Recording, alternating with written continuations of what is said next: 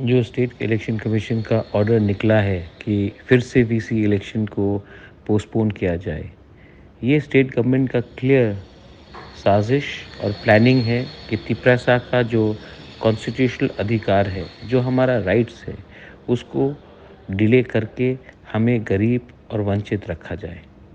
कब तक हम लोग चुप रहेंगे? कब तक तिपरासा चुप बैठेगा?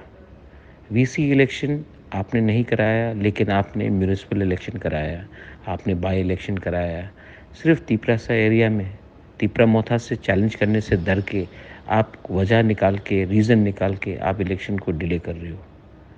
कब तक आप हमारे तिपरासा को वंचित रखोगे? कब तक आप हमारा तिपरासा का अधिकार को आप दबा के रखोगे? तिपरा मोथा चुप नहीं बैठेगा।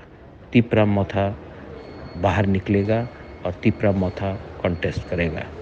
ये जो ऑर्डर निकला है हाई कोर्ट ऑर्डर के खिलाफ है। ये जो ऑर्डर निकाला गया है वो हमारे अधिकार को कुचलने के लिए है। तिपरा मोथा तिपरासा चुप नहीं बैठेगा।